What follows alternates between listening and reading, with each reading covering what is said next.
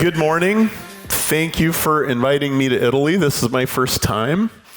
And thank you for spending your day with me. Today, if you are able to grasp what we talk about, the principles that you receive today will be useful to you literally every day of your life, literally every department in your life. And in fact, those of you who really latch onto this, you'll probably use this at least once every hour of your working day for the rest of your life. I mean, this is really that serious. And the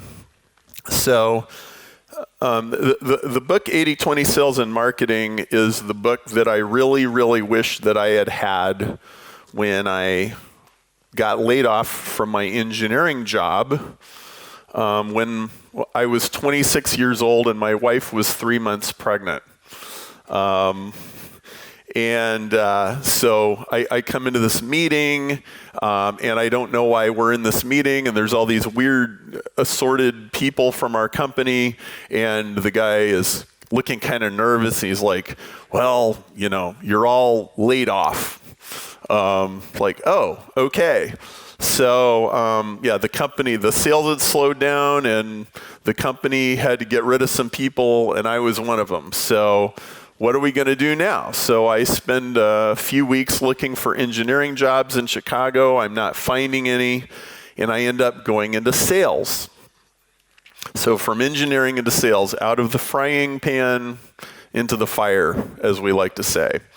And so I remember my friend Frank, he said to me, Perry, you don't just wake up one morning and go into a completely new profession. I'm like, well, I'm a pretty smart guy. This shouldn't be too hard. So the next 2 years were my years of bologna sandwiches and ramen soup, as I like to say. And so I went into a sales job, and every day I have this big manufacturer's directory, and my job is to pick up the phone and find somebody that will let me go to their office and see them. So I'm knocking on doors all the time, trying to talk to people that don't want to talk to me, and trying to sell something. I really figured out, it took me a long time to figure out I was selling the wrong thing to the wrong people for the wrong reasons. So our credit card balances went up and up. You guys have Aunt Visa and Uncle MasterCard here in Italy. I was at the metro station. They had a nice big Visa picture with all these happy-looking people. Visa doesn't really make people happy, But we went into serious amounts of debt, and in this job, I tried really hard. I worked on all these projects, and every single project I would work on, something would fall through at the last minute. And it was like it looked really good, and I'm going to get a big commission check, and then, and it was just over and over. And finally, one day, I walk in the door, 8 o'clock in the morning, Perry, we need to talk to you. And I go into this office, and, Perry, we're done. This is not working. You're a good guy. You try really hard, but yeah, we're done. And then I drive home, so an hour to get to work. I get fired. I drive home. I walk in the door. 9 o'clock, my wife looks up. She instantly knows, you got fired. Yeah. So now, in the middle of this, I had started to take a serious inventory of my life because it wasn't working. Okay? And I would listen to all these motivational tapes and read all these sales books, and I was trying so hard to be somebody I was not, but I didn't know, I didn't know any better. I was just doing the best I could. But I had discovered direct marketing. Okay, now direct marketing isn't a new idea in 2018. It was kind of a new idea in 1997, at least to most people. Of course, direct marketing has taken over the internet, and people know all kinds of things. They've seen people do all kinds of things, but they don't know why they do them. And most people don't know the difference between a tactic and a strategy. They don't know the difference between a technique and a principle. Okay? A technique is something that works today for a very, very particular reason, and it might not work tomorrow. Like, it might be some technological thing, or it might be some trend or some fad. Okay? But a principle is something that's always, always true. And so the reason I wrote the book 80-20 Sales and Marketing was because just about everything that works in sales and marketing works because of 80-20. And usually 80-20 is the easiest way to explain why it works. And if you don't know something, it's the easiest way to figure it out. So today I'm going to try to help you I'm going to give you tools that will help you figure out your sales and your marketing life. And they'll actually figure out your whole business, because you have to do things for the right sales and marketing reasons, not just for business reasons. So if we can go to the slides here, I'll get on with the story.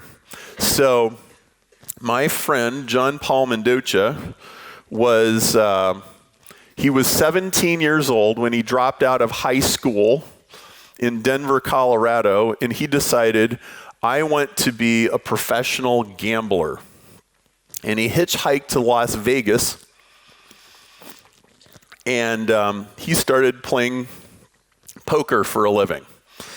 And after a few weeks of this, he was like, wow, this is harder than I thought.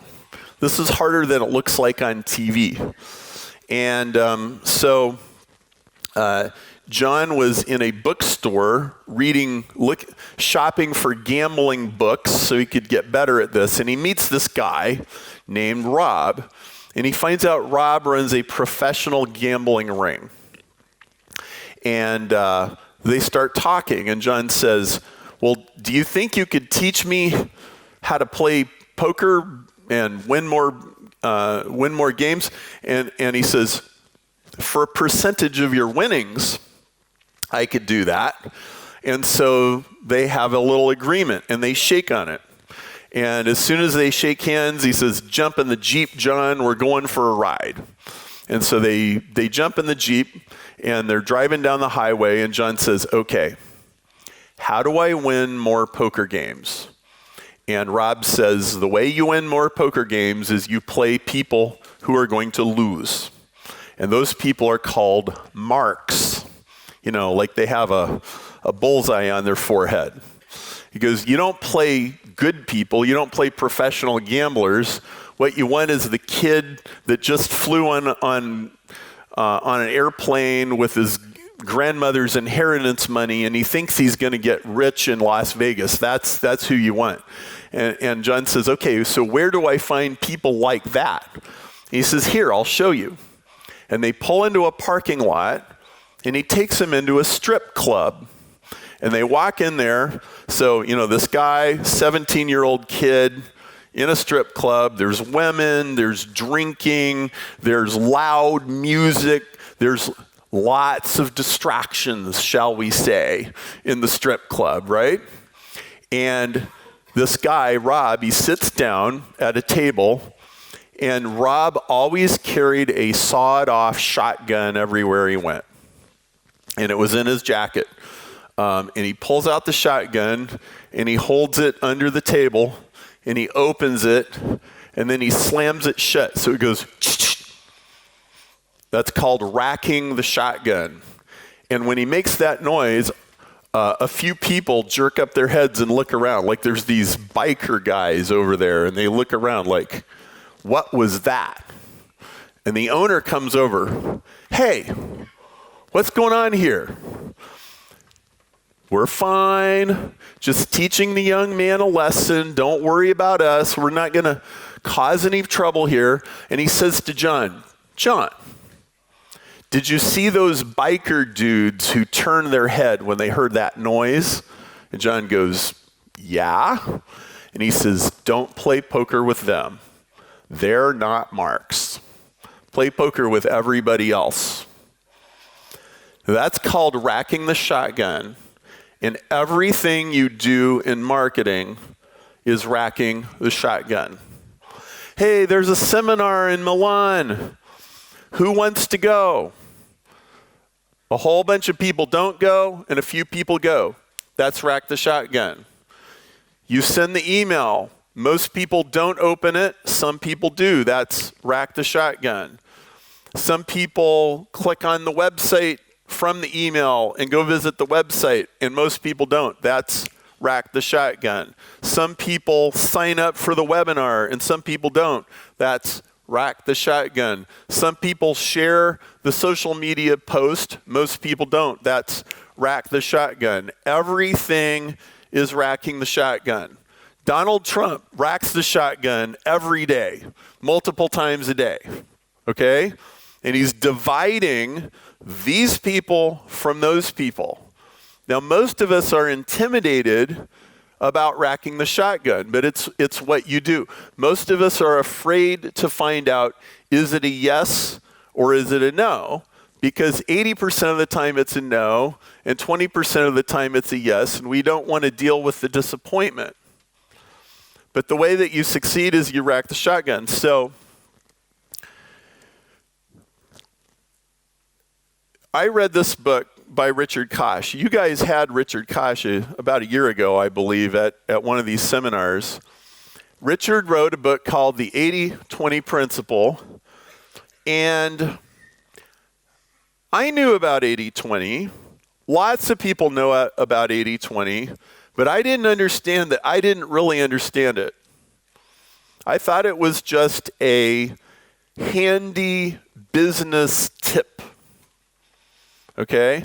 And I do remember when I was when I was a sales manager at a company, I read about the 80-20 principle. It said that 80% of your sales comes from 20% of your customers, and 20% of your sales comes from the other 80%.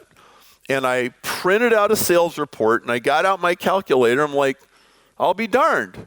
That's true. Wow. And then I didn't really think about it anymore. I didn't understand how to use it.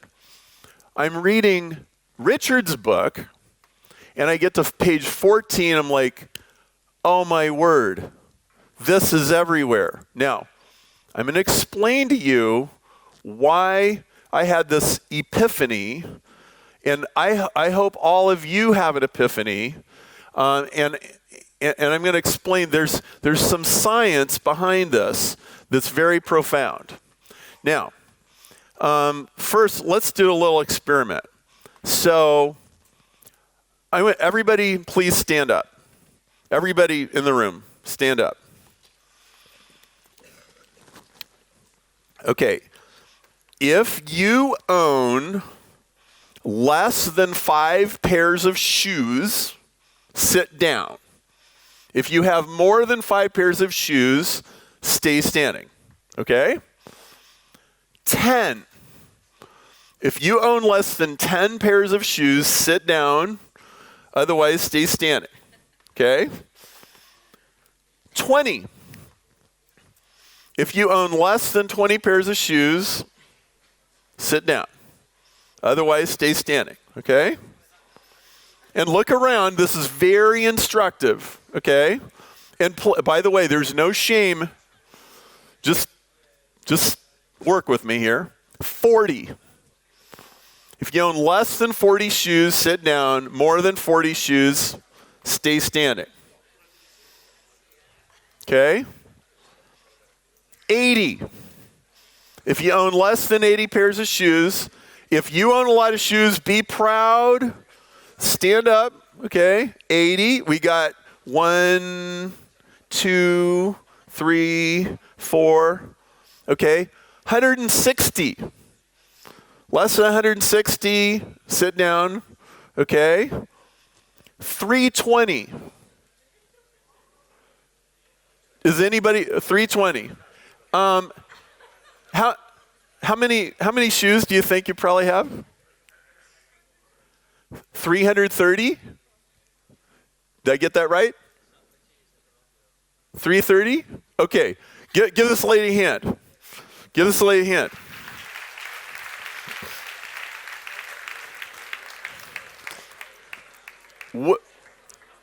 This is fun, right?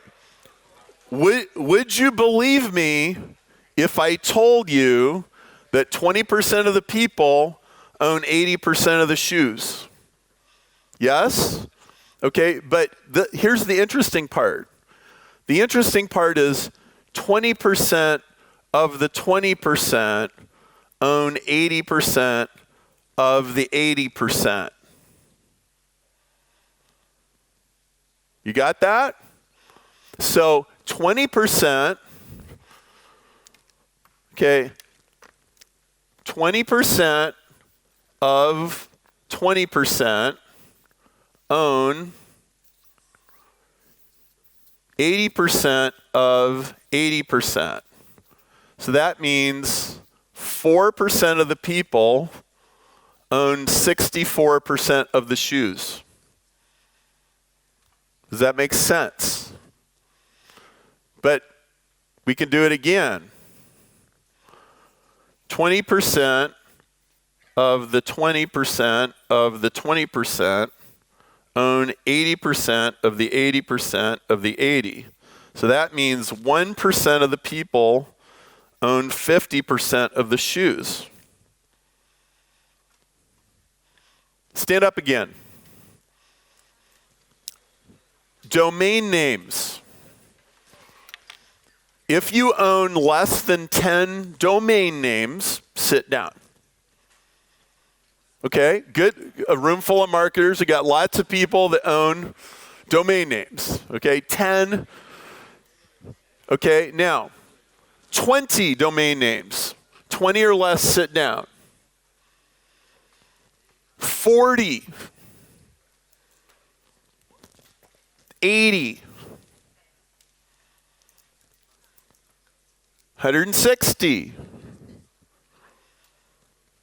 320. Is anybody still? Yeah, we got a few here. 320. 500. Did we lose you at 500? Is anybody else standing? How many domain names do you think? 380. Okay. So, would you believe me if I told you that 1% of the people own 50% of the domain names? 4% of the people own 64 of the domain names. Do you see that? Almost everything is like this. The world is way more unequal than you think.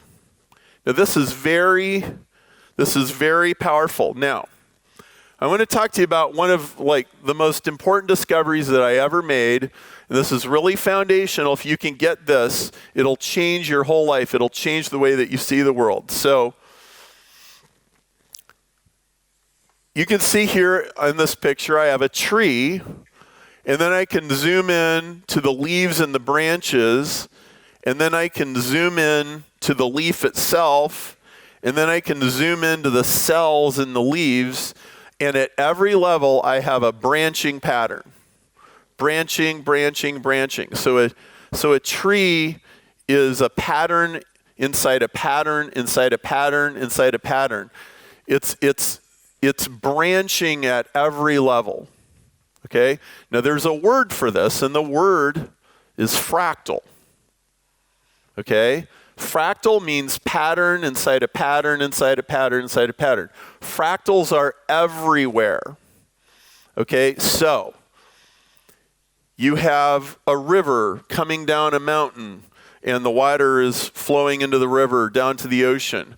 Or it's raining on a Tuesday afternoon and in your yard there's a little stream running from the sidewalk into the yard.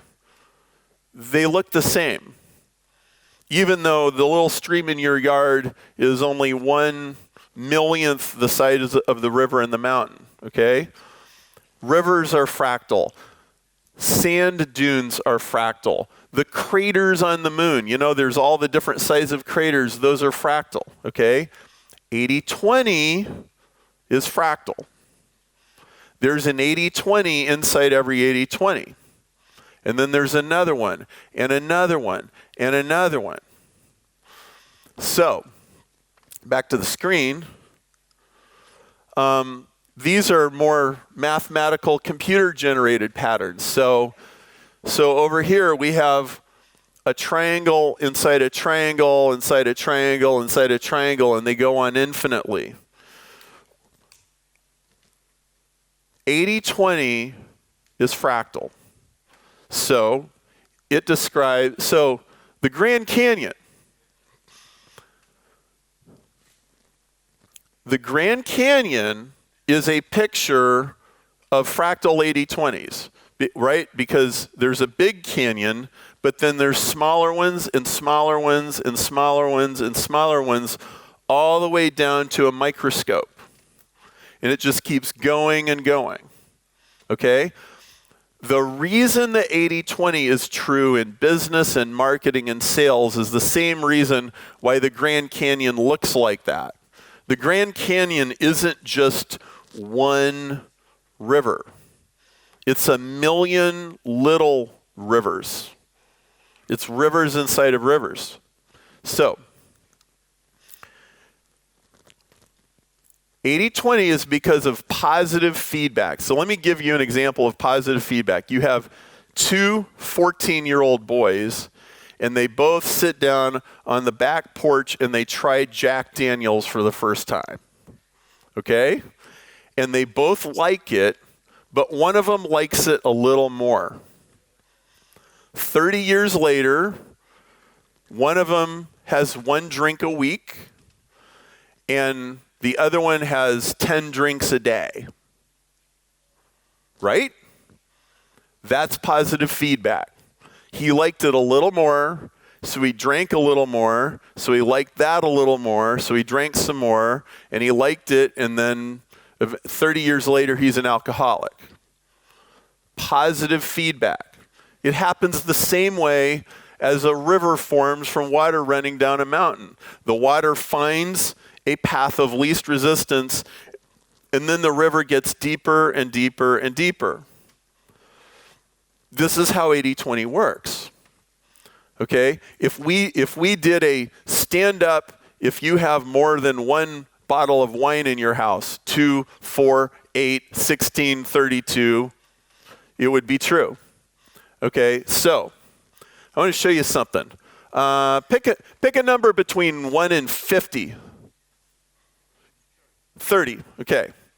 So I'm going to show you an interesting little experiment. If you'll show my computer screen here. There are 7.5 billion people in the world, and I'm going to use, if I say there's 200 countries and 7.5 billion people in the world, then 80-20 will tell me how many people are in every single country. So if you put 80-20 on a graph, it looks like this. And so country number 200 is over there in the corner. Country number 1, which is China, would be over here. And as you get close to the right side, it zooms up with incredible speed, okay? Now, you said 30, okay? If I mouse over number 30, it says country number 30 is going to have 47.5 million people. Now let's go take a look here. This is the Wikipedia page, countries by population. Okay. And see, what was that number?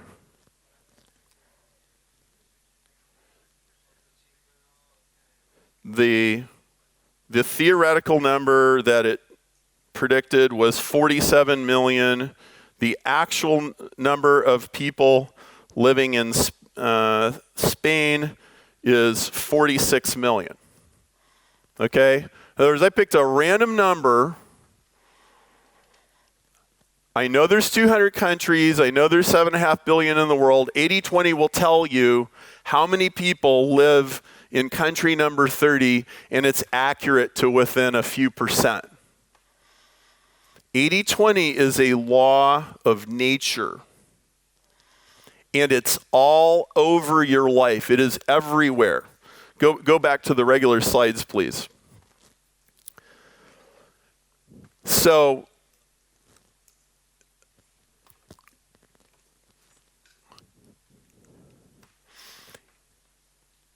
if I put the world's population on an 80/20 curve, the black curve is the theoretical prediction, and the blue is the actual people living in those countries.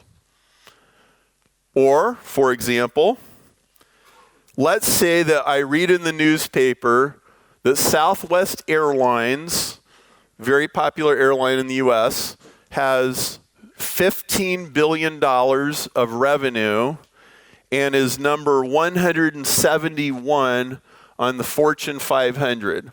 I can plug those numbers into 80/20, and I can predict the size of every other company in the Fortune 500, and this is the theory, and this is the actual. So this is going on in your business right now. It's in almost every spreadsheet. It's the files on your hard drive. 20% of the files on your hard drive take up 80% of the space. 20% of the attachments in your email take 80% of the space. Now, let me show you another example of this. These are the top albums of 2012. Adele, 21, Taylor Swift, Red, One Direction, Up All Night. Now, I want to show you something.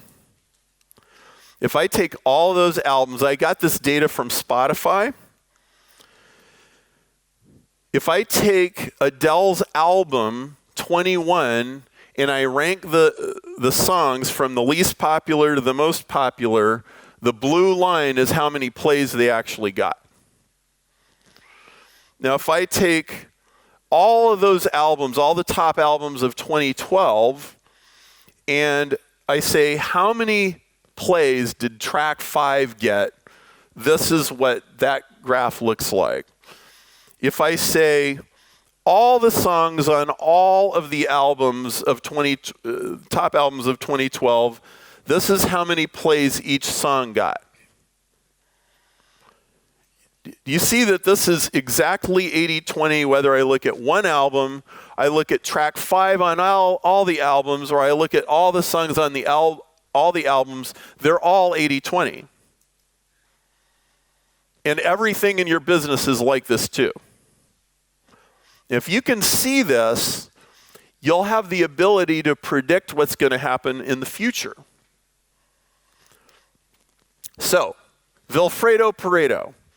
He's the first guy to figure this out. I think he's one of the 100 most brilliant people of the last 100 years. And greatly underrated. People talk about Einstein. People talk about, the guys that discovered DNA, or the people who discovered, Thomas Edison. Pareto is just as important as any of those guys because he recognized a fundamental law of cause and effect. Now, with Pareto, it was the wealth distribution of countries. He figured out that no matter what country he looked at, 20% of the people owned 80% of the wealth, and it didn't even matter what kind of government they have or what kind of wealth redistribution scheme that they had, it was still 80-20. Well, what people figured out eventually was that his discovery applied to lots of things. It's in science, it's in math, it's in physics, it's in engineering, and yes, it's in marketing and sales and business management and quality control, all kinds of fields.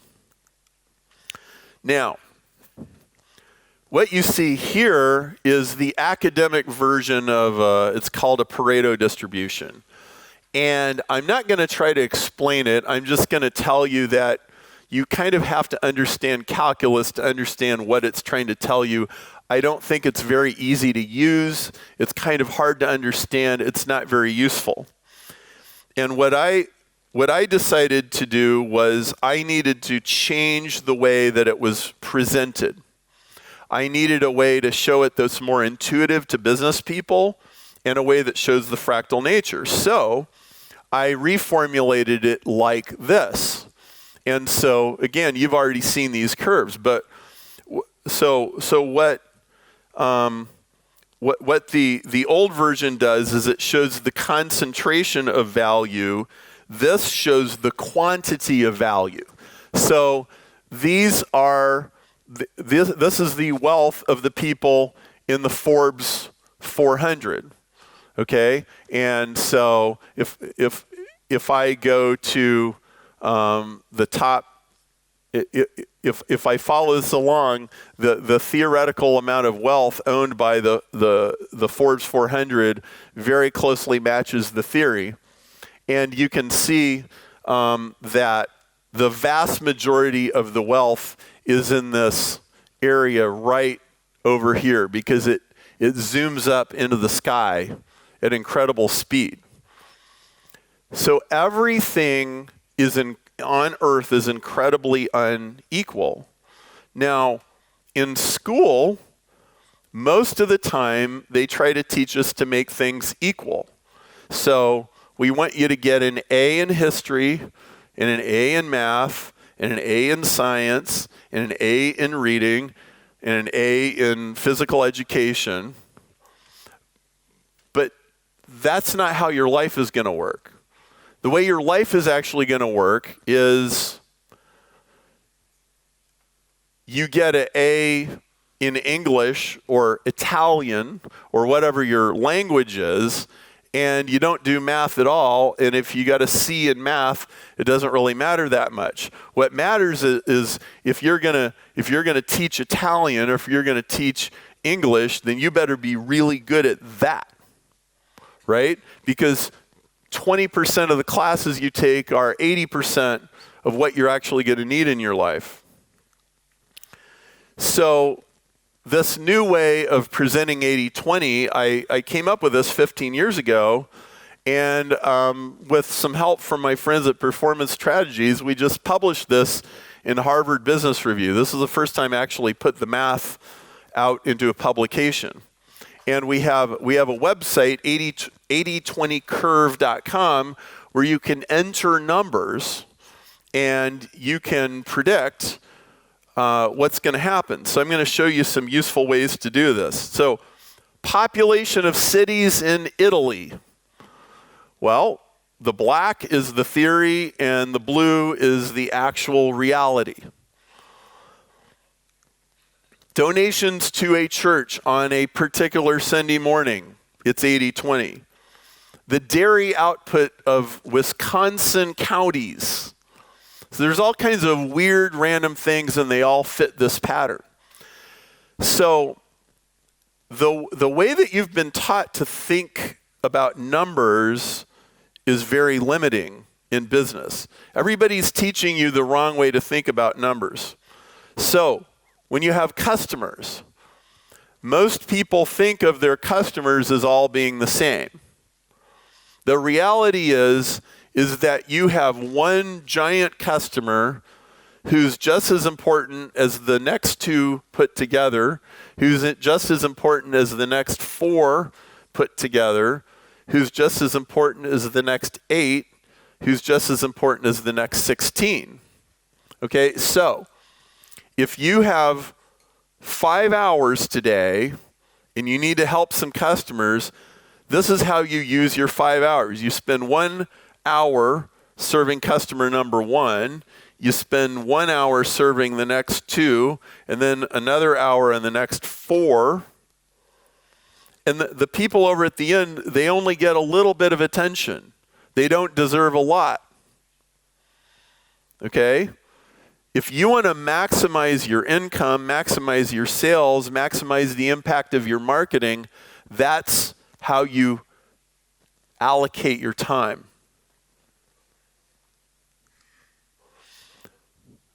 Y'all seen a curve like this? It's a bell curve. You take a test in school, and the average on the test was 77%, and then a few people got 100, and a few people got a 30. That's how everybody teaches you to think about numbers. It's the wrong way to think about numbers. Here's why.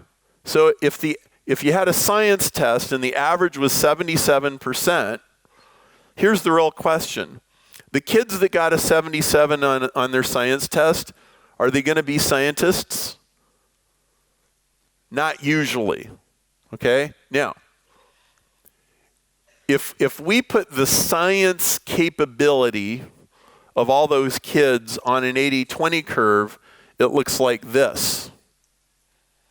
Okay? And if you look at this, the best 2 students in the class, practically speaking, are going to do more science in their life than the other 30 put together. I think it was Bill Gates or Steve Jobs said, one good computer programmer can get more accomplished than 100 mediocre computer programmers.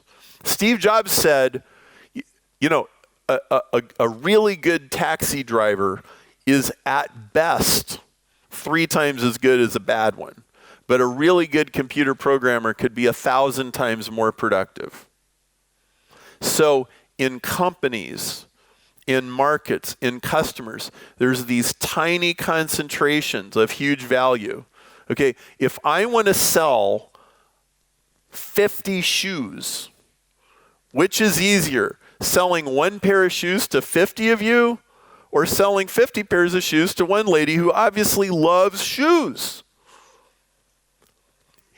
This is one of the most important things you have to understand in marketing. It's called the hyper-responsive customer. In every crowd, there's a customer who buys everything. They'll buy the most expensive thing you have. They always want the biggest and the best. Or everybody's going to order 1 and they're going to order 100. Or everybody's going to order 10,000 and they're going to order 1,000,000.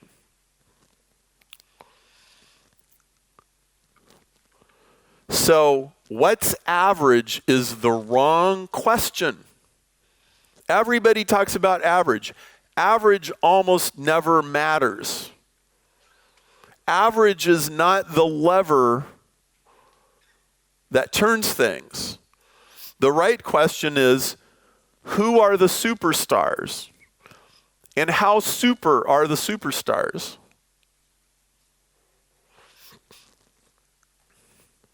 So, 80-20 applies to time productivity, cash flows, vendors. So it could be which vendors you buy the most stuff from. It's also which vendors cause the most delays.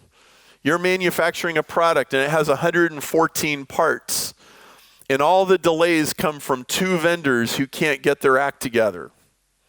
Everybody else is on time, but they're late, and you can't ship until you have all the parts. 80-20 applies to customers. And remember, it's not just 20% of the customers, it's 4% of the customers, it's 1% of the customers. 1% of your customers give you 50% of your money. Media channels. There's a lot of media channels. You can't deal with all of them. You can't be in Pinterest and Twitter and Skype and Snapchat and Google and Facebook and TV and radio. You can't do that. You have to figure out what's the 20% of the media channels that have 80% of the effectiveness, or the 1% of the media channels that have 50%. Employees. If you have 10 employees, 2 of them accomplish as much as the other 8 put together. Now, this is not what most people want to hear, but it's true. Defects, product defects. 20% of the defects cause 80% of the warranty returns. If you have a car, there's probably like 4 things that go wrong with that car. If they fixed those 4 things, the warranty returns or the recalls would go down less than half. What it means is you only have to fix a few problems. You don't have to fix everything. The enemy of 80-20 is perfectionism. Oh, I've got to polish this one thing. It's got to be so perfect. Well, there's usually 1 or 2 things in your business that have to be perfect, and everything else doesn't have to be perfect. You have to apply perfection to a very small strategic. Am I applying my perfectionism to the 1% that controls 50%? Or am I just wasting my time? Am I procrastinating? Now, here's something very useful. All of you, in fact, we're going to do a little exercise here. This is called the principle of the $2,700 espresso machine. Now, I noticed something very interesting. I come to Italy, I do not see Starbucks everywhere. Everywhere else I go, there's Starbucks all over the place. So this is a Starbucks example. I hope you'll forgive me, but it also applies to Lavazza or anywhere else, okay? 80-20 says, for every $10,000 cups of coffee that you sell for 1.5 euros, you'll sell one 2,700 euro espresso machine. It's almost a law of physics. What 80-20 says, if I have this many people spending a little bit of money, one of them wants to spend a lot of money. The money is burning a hole in their pocket. Okay? So here's the rule. And I'm going to have you guys do a little exercise this morning. Here's the rule. 1/5 the people will spend 4 times the money. Okay? Now, this is incredibly powerful. In fact, some of you, you'll learn what I'm saying here, you'll go home, and you'll increase your business 50% overnight just from this. Okay? So let's apply it, and then I'll give you guys a little exercise to do together. Okay, so if I have 10,000 people and they spent $1, €1.50, how many of them will spend 4 times? How many of them will spend 6?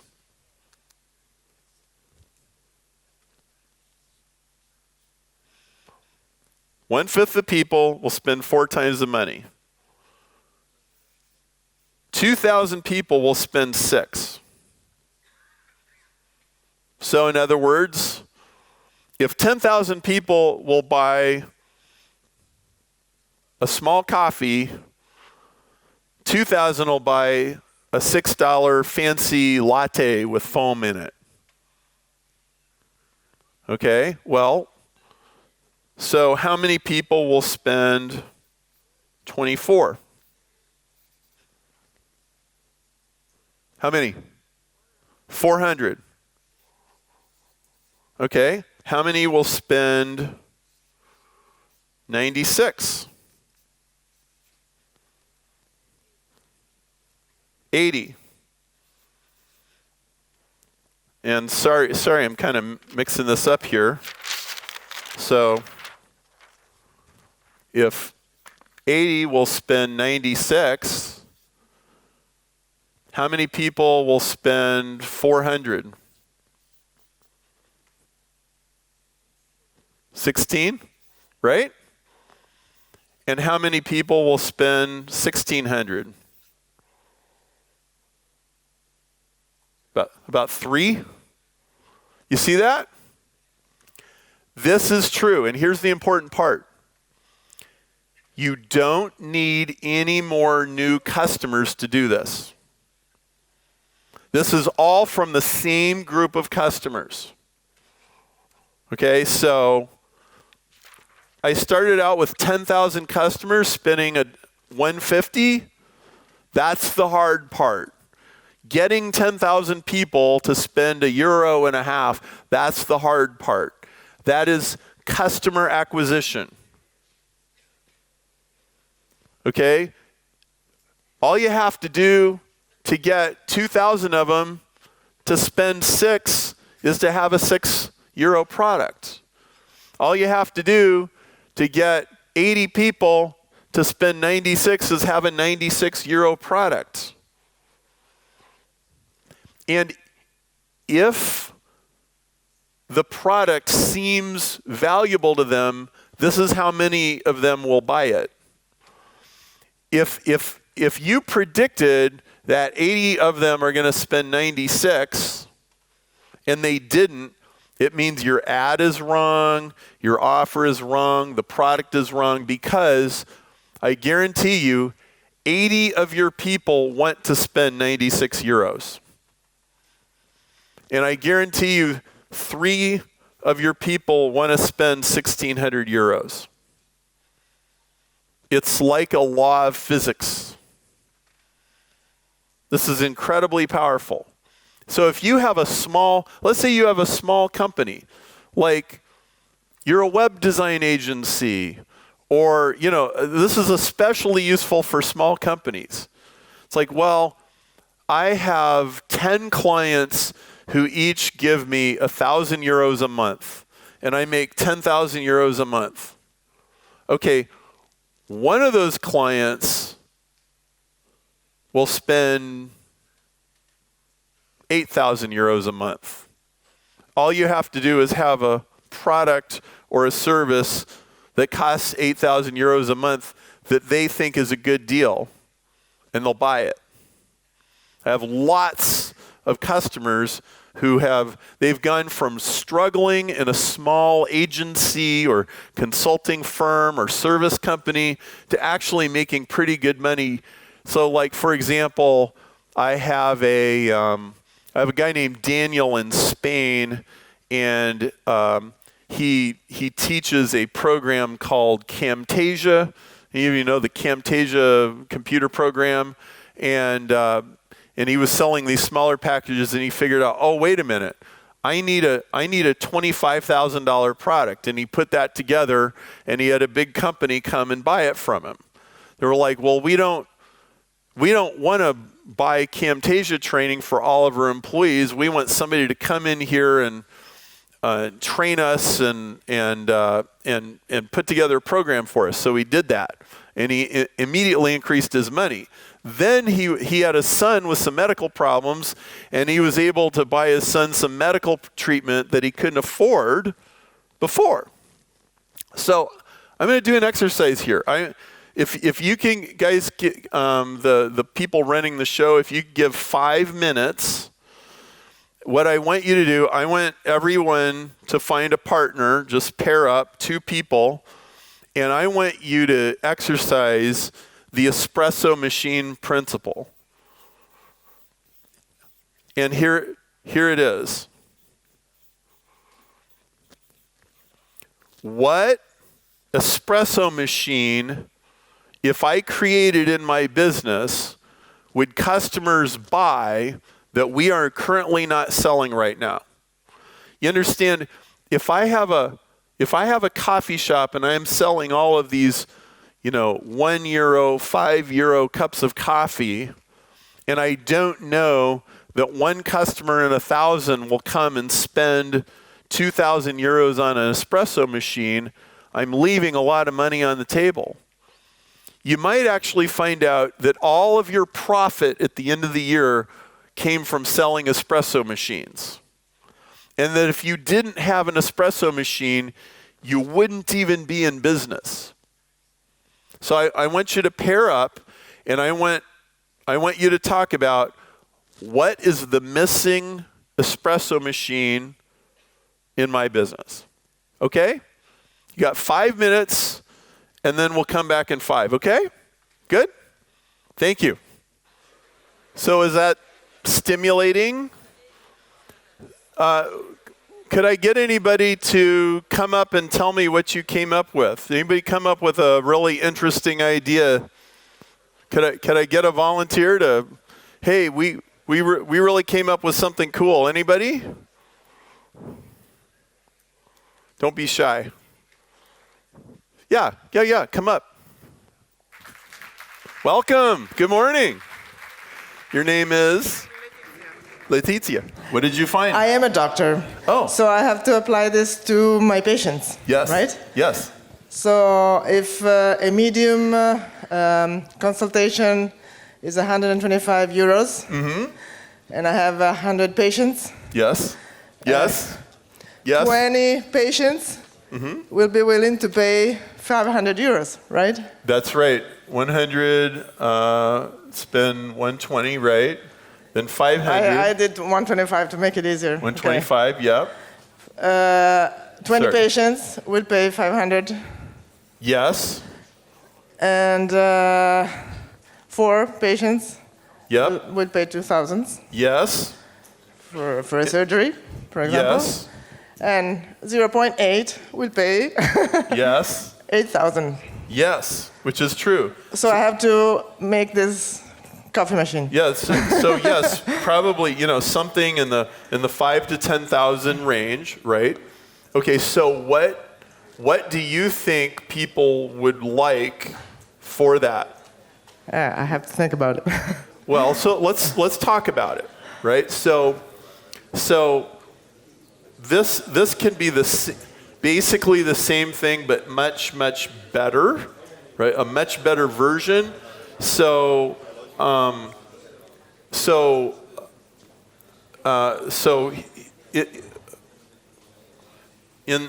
the U.S. we call this concierge medicine, where you don't stand in line, right? You get higher priority. Everything is done for you, right? You like usually with medical care, I have to go to this place, I have to go to this place, I have to do all these things, but you pull it all together in one place.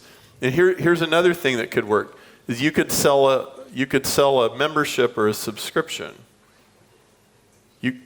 To what? So like $500 a month, perhaps. And to have services. They get a certain level of preferential treatment. And affluent people, they want to move to the front of the line. Yesterday I went to Duomo, and I bought the skip the line pass, right? So in your practice, do you have a skip the line pass? Not yet. Okay. Well, you can have one. Yes. Right? Good. Give her a hand. Give her a hand. I have a question. Yes, sure. I was thinking, thank you.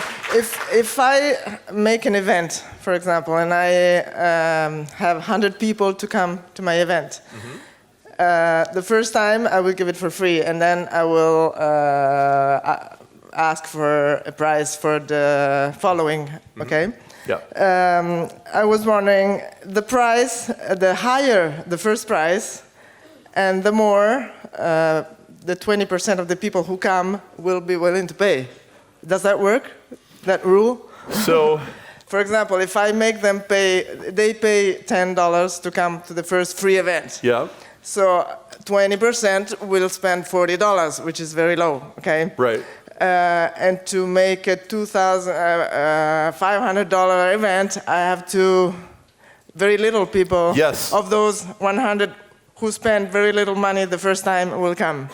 So Yes. I have to higher the price of the first time to make more people spend more money, or not? Does that rule work? Okay, so that's a really great question. So when you are introducing something new, you have to decide: do I want quantity or do I want quality? Right? So if you charge 10 euros for an event and you get 100 people to come, what you're doing is saying, I have 100 people that think this is worth some money. Like, it's not free. They are actually, we call it skin in the game in the United States, right? Usually, if you're trying to make a profit, that's not the best way to do it, because what you're acquiring customers. I'll have to acquire many customers to make a $500 event. Right. So if I want to get right to the $500 event, the first event will be, I will have to sell it for not so cheap, but... Well, or you can sell it cheap, or you can just say, I have this audience, I'm trying to make some money, I'm just going to sell something expensive. So you could have something that's $6,000 right out of the gate, and maybe you're just trying to get one person or two people. Now, most of the time, when a business is new, this is how they actually pay their bills. So I work the other way around, starting from here to get to here. It depends on if you're trying to make money first or if you're trying to build an audience first. So building an audience... No, I have to build an audience, but I have to get here. So to work it out, I have to find my audience from here. You have to have an audience. And so let's put it this way. Because this is a great question. It's worth spending time on. Okay, so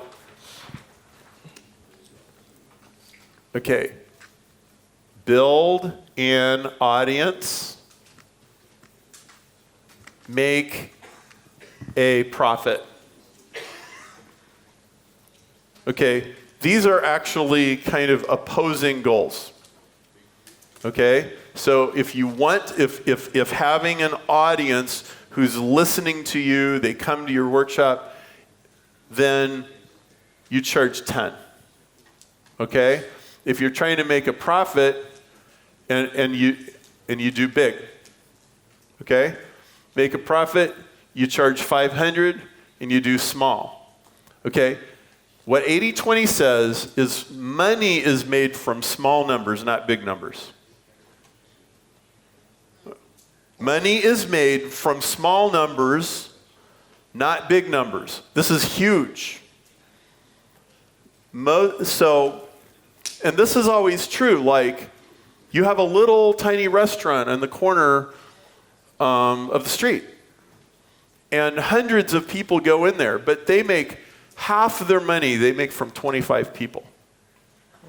Like, there's a story about a guy who bought an Irish pub, and what the owner tried to tell, so he bought it from the previous owner. The previous owner tried to get the new owner to understand, we make half our money from 4 guys. If you just, like, it's a little tiny pub, right? If you keep these 4 guys happy, this business will, and he's like, oh, I'm going to have all these new beers. We're going to have all these craft beers. We're going to attract all these people. He goes out of business because he's not making his 4 guys happy, right? So now, so let's say you have 100 people spend 10 euros. Okay, well, so you collected 1,000 euros. Well, frankly, you probably spent 1,000 euros just to have the event. You didn't really make any money. But at the event, you can sell 250, 1,000, 2,500 services because they're listening to you. You don't make money on the event. You make money at the event. Now, if you're small and you don't have an audience at all, and you have to eat, like you have to buy groceries, you probably do this. So, does that make sense? Yeah. All right, good. Give her a hand. Very much. Thank you. Thank you. Anybody else? Anybody else want to come up and do a talk to me about what? Do I have one more volunteer? Just one? Okay, I'll move on. So, let's see. I think what? There we go. Thank you. All right, next. So, this is a Google AdWords account. And these are the keywords. So, skin care, skin products, skin cream, skin care, exact match, skincare products, exact match. If you look at these columns, you have 4,200 clicks on this keyword. Then you have 1,071 clicks, 923 clicks. The number of clicks in your keywords is 80/20. Now, one of the things 80/20 applies to is your time. So I say there's 4 kinds of work. There's 10 euros per hour work. There's 100 euros per hour. So what's $10 euro an hour work? It's things like running errands. I'm going to go to the office supply store and buy some pens and pencils. I'm going to sit down. I'm going to pay some bills. I'm picking up the phone and calling prospects trying to sell them something, and I don't have any relationship with them. I'm a salesperson doing my expense reports. Okay? I'm cleaning my office. That's all 10 euros an hour work. Okay? Then there's 100 euros an hour work. I'm solving a problem for a prospective or a current customer. I'm talking to a qualified prospect. Like, I know I should be talking to this person. They have a level of interest in buying something. I'm writing an email to prospects or customers, and the people are already on my email list.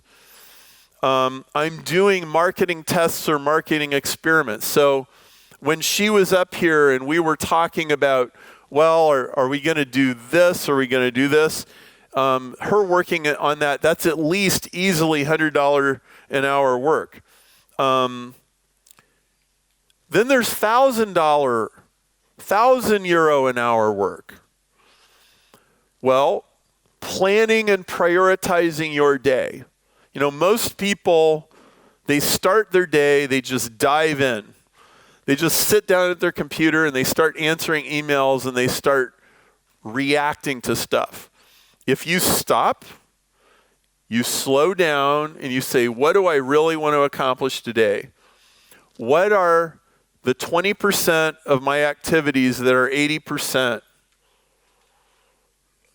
of what I really want to do? Here's a good one. what one thing, if I did that one thing today, I could justify taking the rest of the day off? That question always exists. Then there's 10,000 euros per hour work.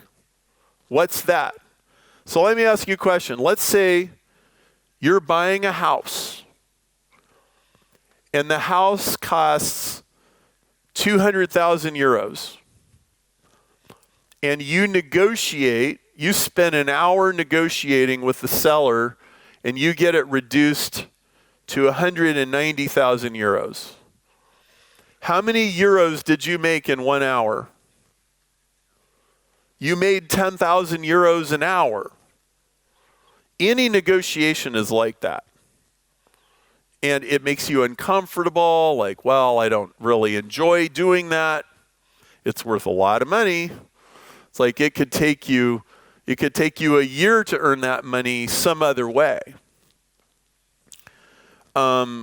Creating new and better offers for your business. So the time the lady that was up here, the doctor that was up here, if she figures out how to build an espresso machine in her business, figuring that out, that's 10,000 euros per hour work. Public speaking. Selling to high-profile customers. So if she has her seminar, she charges 10 euros, she gets 100 people there.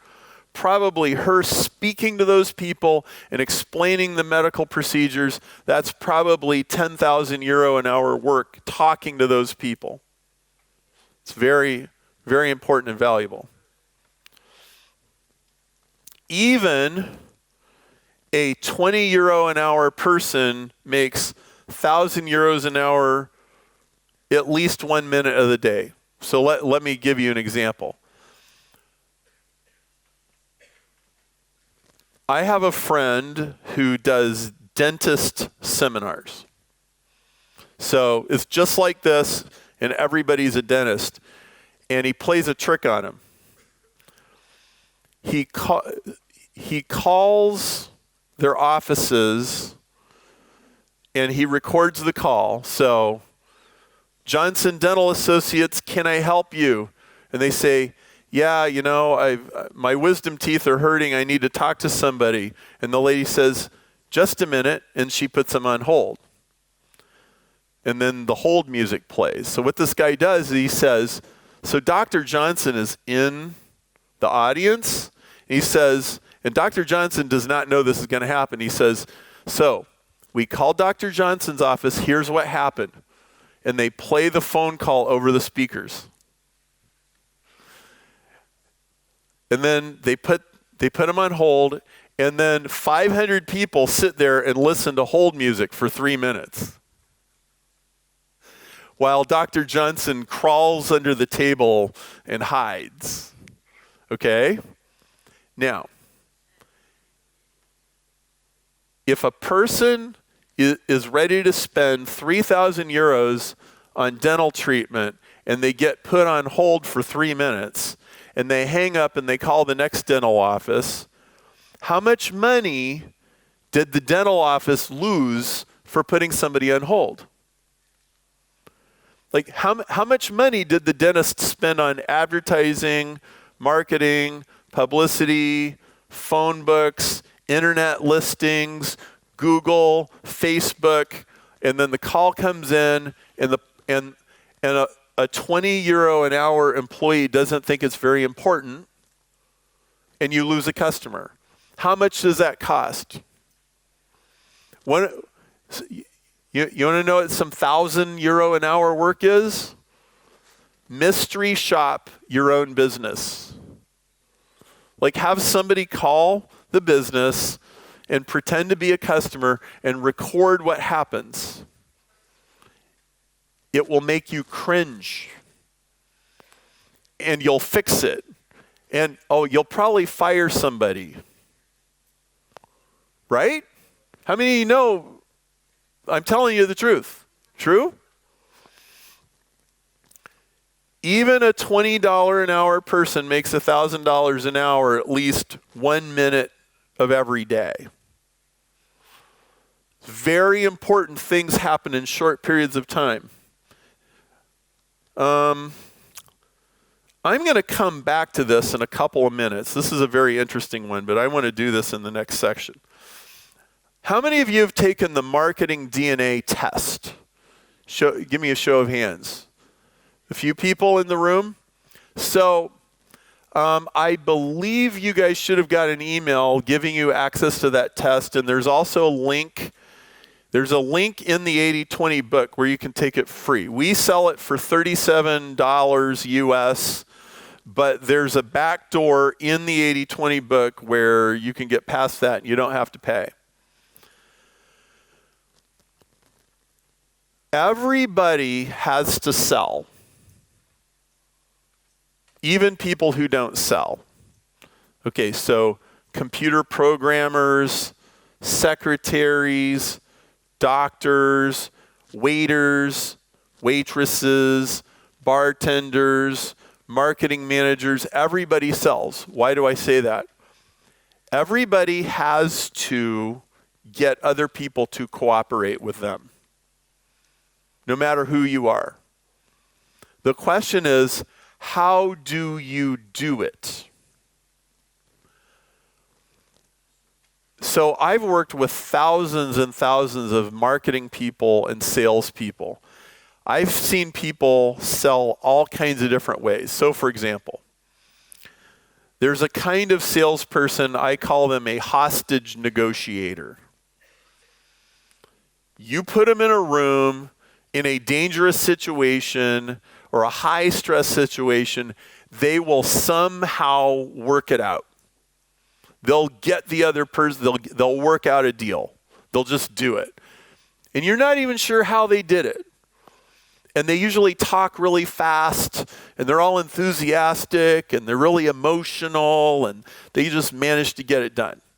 Okay, so that's one way that some people sell. Okay, here's another way that some people sell. Any of you ever know somebody, they sit in their cave, and they spend like 2 months writing emails and sales letters, and then they press send and a whole bunch of money shows up? Anybody ever seen somebody do that? Okay. Or maybe somebody orchestrates a giant product launch with all of these partners and promotions and everything. So that's a way of selling. Or how about a person who meticulously directs and edits video until it's just right, and then they put the video out there and they send out the email, and here comes a whole bunch of money. Okay? Or how about a person who gets in front of a seminar with 500 people and sells them a big idea? So you see, all of these are different ways that people sell. What if there's a way that you sell, but you don't know what it is? So in my first sales job, I did not understand there's a certain way that Perry Marshall needs to sell. And Perry is trying to be Fred, and he can't do it very well. Perry is trying to be Wally, and he can't do it very well. Perry is trying to be Zig Ziglar. Perry is trying to be Stephen Covey. Perry is trying to be... How many of you have tried to be somebody you're not in sales? It's a good way to kill yourself. Really. I mean, when I was dying, I remember when I had this sales job, I've been in it about 1.5 years and nothing is working. I'm not getting very much commission. My boss is frustrated with me. My deals are falling apart. My credit cards are spiraling out of control. Have you ever asked yourself the question, I wonder when they're going to stop sending me these credit card offers? Anybody relate to this? Like, when does this come to an end? I'm sure this is not going to last forever, right? And like the debt keeps going up. I had so much stress, I was getting sick. I was getting mononucleosis, and my wife is sending me to the doctor, and he's like, boy, you're under a lot of stress. And like, well, I don't know what I'm supposed to do about this. Like, like I got to feed my family. I've got a 1.5-year-old baby here. I don't know what I'm supposed to do, so I just keep trying harder. Okay, if you're trying as hard as you possibly can and it's not working, you're selling the wrong thing, or you're selling it to the wrong people, or you're selling it the wrong way. So let's talk about number 3, selling it the wrong way.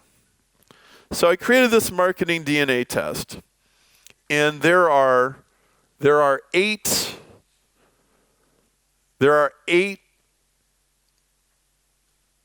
modes of selling. Okay? So a producer is a person who sells based on this is reliable, this is dependable, this follows the steps, and they use the steps to sell it, okay? So they will check all of the boxes. And when they're organizing their own sales process, they will check all the boxes, okay? So not only this is how they do it, but it's what they try to sell to the other person. Our product checks all the boxes. Our product meets the standards. Our product is endorsed by all the right people, okay? That's a producer, okay? A producer, they get their ducks in a row, okay? An alchemist is always trying to show you something you've never seen before. This is new. This is innovative. This is groundbreaking. This is breakthrough. We've put this together in a new way that you've never seen before. That's an alchemist. Now, a producer and an alchemist are kind of opposite of each other, right? The reliable and the dependable versus the new and the innovative, okay? So there's the first 2 modes of selling, okay? All right, then you have recorded versus live. What do I mean by that? So there's a live salesperson. They work in the moment. They don't work off of a script. They don't even have a plan. They're just, you get them with another person and they just go. Okay? Now, there's a different kind of salesperson. I call them recorded. And that's, they want to edit the video. They want to write the email. They want to write a book. They want to create the brochure. They want to get it all lined up. They want to get it edited and perfect and then put the sales message out. Okay, so a live person is typically a face-to-face salesperson. And a recorded person is typically a marketing person. They want to sit there and they want to get the message right, okay? So that's the next 2 modes of selling, okay? All right, then you have words and images. Okay, there's people who sell with words. They tell stories. They like to get the slogan, the elevator speech. I'm a words person. I write books, okay? I sell a lot better writing books than I sold knocking on doors, visiting companies, and trying to convince them to buy stuff, okay? You have people who sell with images. They sell with pictures. They're going to show you something. Look at this. Look at this Porsche. Look at this Ferrari. Look at this. Look at this beautiful chart. Look at this beautiful graph. People sell with pictures. They're visual. Okay? Then you have analytics and empathy. There's people who sell with charts, graphs, numbers, proof, scientific studies, case studies, white papers, right? Okay? And then there's people who sell with passion. They sell with emotion. They tell you a story. They pluck your heartstrings. They make you laugh. They make you cry. Does this make sense? So, you have these 8 different things. I have found that everybody is some combination. Most people, you take 2 or 3 of these and you put them together, and this is how you sell. And usually there's 2 or 3 of these that are not how you sell. If you know this, you will save years of pain and suffering. Years. When I figured out, so I am a word alchemist. I tell stories about what's new, what's breakthrough, what's innovative. So like, I discover Vilfredo Pareto, but I discovered that there's this thing that nobody ever talked about, which was Pareto's principle was fractal.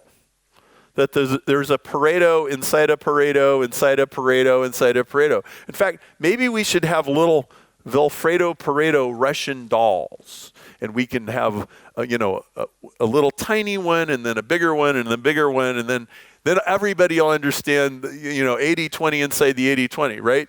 This is how I roll, right? But I work with other people, they're a live alchemist. That's usually the hostage negotiator. If you take the marketing DNA test, it will tell you how you sell. And then you say, okay, so I'm going to concentrate. So if you're a writer, so let's say you're a writer, which would be a recorded words person. If you are high recorded and high words, then you're a writer. If you're a writer, you will get more benefit from going to a writing class than you will from going to 10 sales trainings where they teach you how to sit down in front of people and talk to them. Because your strength is 80-20. The 20% of your ability has 80%, the 20% of the things that you can do have 80% of your effectiveness. And so when you invest in that small number of things, you will get a big return on investment. I'm a good writer, but if I invest time and money in becoming an even better writer, even a little bit better, because you have the principle of the slight edge. If I can get 10% better at writing, I move ahead of 50% of the writers. Same with, you could be editing video. Let's say you're a recorded images person. That would be perfect for a video editor, a video producer, or a film director, or somebody. You're going to sell on YouTube or Instagram or something like that. Okay, so you exercise that ability. So I would encourage all of you to take the marketing DNA test again. There's a link inside the 80-20 sales and marketing book.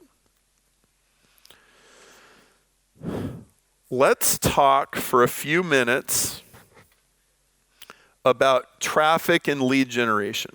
So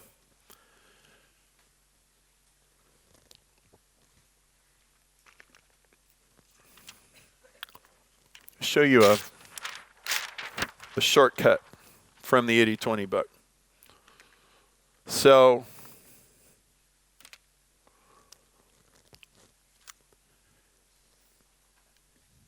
Everything in marketing is in this triangle. So the first thing you need in marketing is traffic. T for traffic. Okay? If you don't have traffic, I mean, you could be a shoe store, you could be a restaurant, you could be a website. You have to have traffic. Otherwise, you got nothing. Okay? Then you need to convert the traffic. Conversion is, I'm going to say something, I'm going to say the right thing, and they're going to decide to buy. What do I have to say to get somebody to buy? And then I have economics. What do they buy and how much do they spend? Traffic, conversion, and economics. There's one thing that's missing, and that's 80-20. Put 80-20 in the center. So, marketing and sales works like this. You get some traffic, you convert the traffic, you get money from the traffic that you converted, and you reinvest the money to get more traffic.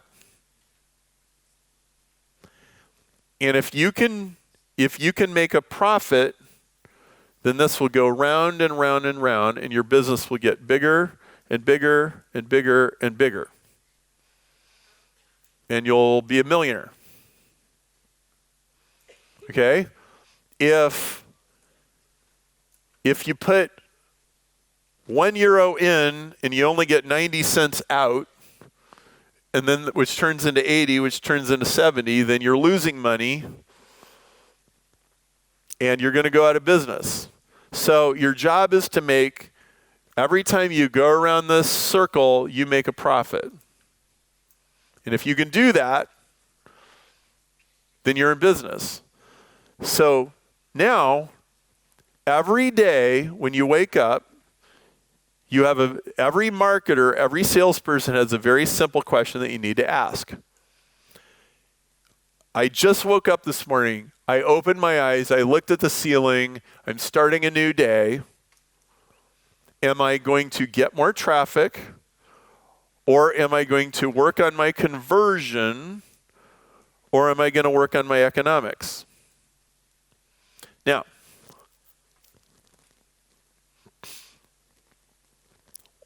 write this down. Very important. You can't fix bad economics with more traffic. If you have bad economics and you get more traffic, you just lose money faster. Okay? If you're losing €1 every time you sell a product, selling more will get you to bankruptcy court faster. Now, every experienced marketer eventually has to learn this. Well, I've got 1 million visitors to my website, and I've got the best sales pitch in the world, but the product doesn't make any money. Or we think it's making money, and it's not. This happens all the time. And the faster you sell the product, the digger you dig yourself in a hole. Okay, so then I have 80-20 in the center. Everything in marketing is in this triangle. Everything that exists. Public relations, web traffic, all the different internet platforms for Instagram or YouTube or whatever, everything that you sell, and all of these are 80-20. Now let me show you something. Inside every one of these is another traffic, conversion, in economics. Okay, let's say this is a Google ad. How many of you have ever used Google AdWords? I'm curious. Okay. How many of you have ever used Facebook advertising? Okay, a lot of people. Okay, so let's say this is a Facebook ad. Okay? So T, traffic, that's the number of people who saw it in the news feed. Okay? It's the number of impressions. Okay? Conversion is the number of people who clicked on the Facebook ad. Like we're only talking about the traffic, right? We're not talking about whether you convinced them to buy your product. We're not talking about whether they bought your product. We're only on Facebook here. But there's a T, a C, and an E of just Facebook. This is the impressions. This is the clicks. This is the people who clicked on your Facebook ad. And this is the cost per click. Let's say it cost €1 per click. That's the traffic conversion economics of a Facebook ad. It's fractal. Traffic conversion economics. Now, why is there's also an 80-20 inside of Facebook? Why is that? Well, because 80% of your traffic comes from 20% of your Facebook ads. 80% of the cost comes from 20% of your Facebook campaigns. 80% of the clicks come from 20% of the people. There's 80-20 everywhere.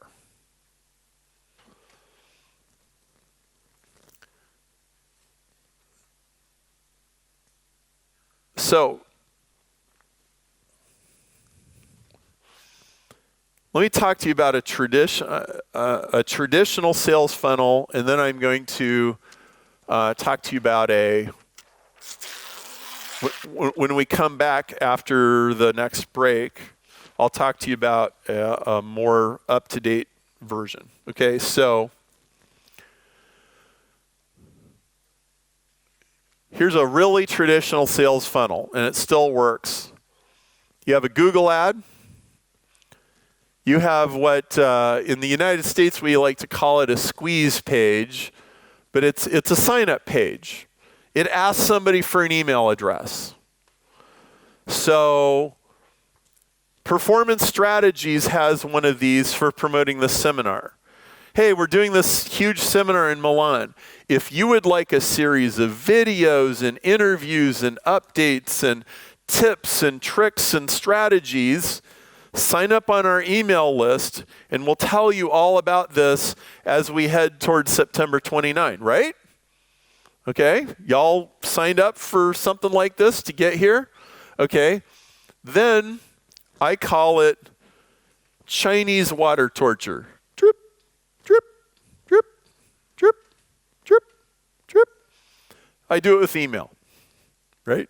Here's another email, here's another email. Now, people have the wrong idea about Chinese water torture. They think they're supposed to get a sledgehammer and slam the person on the forehead. No. No. You're seducing them. You're drawing them in. You're telling them stories. Now, here's one of my rules about email or any kind of media. 80% content.